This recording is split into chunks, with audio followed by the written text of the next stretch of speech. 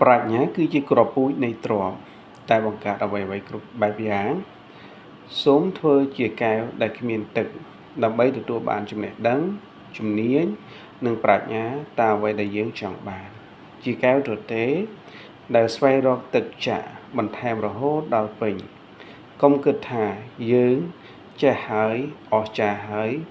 ព្រោះអំនួតនឹងនាំឲ្យយើងទៅរកភាពបរាជ័យទេសភាពព្រឹកព្រលឹមសែនស្រស់បំព្រមដំណក់ទឹកសន្សើមដក់ជាប់លើចុងស្មៅកំពុងចាំងពន្លឺព្រិចអបអររស្មីព្រះសូរិយាកំពុងយាត្រាបំភ្លឺភពផែនដីថ្មីប្រៀបដូចជាការចាប់ផ្ដើមសម្រាប់ជីវិតនៅលើលោកីយ៍នេះមុននឹងយើងទទួលបានអំណោយផ្សេងក្នុងឆាកជីវិតអំណោយដ៏ពិសេសបំផុតដែលយើងទទួលបានដំបូងភ្លាមគឺជាជីវិតនេះឯង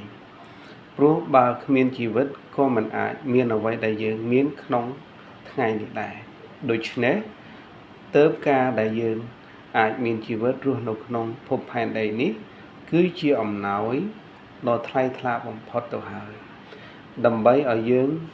គ្រាន់តែជាដើមឡើយយើងគ្រាន់តែជាមេជីវិតឈ្មោលមួយក្នុងចំណោមមេជីវិត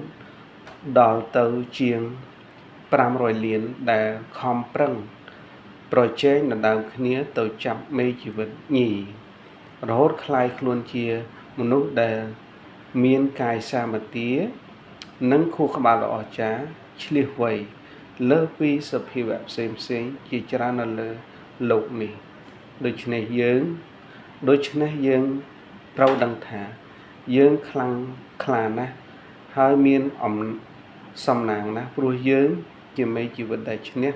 អស់មេជីវិតជាច្រើនតាំងពីមុនពេលចាប់កំណើតមកម្ល៉េះចុះតម្រាំពេលនេះយើងមានពេញរូបរាងពេញមានបទពិសោធន៍ហើយ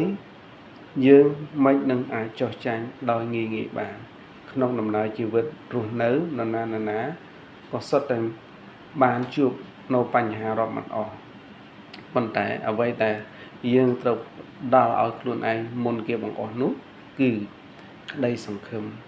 យើងមិនអាចចោះចាញ់អ្វីដោយងាយឡើយ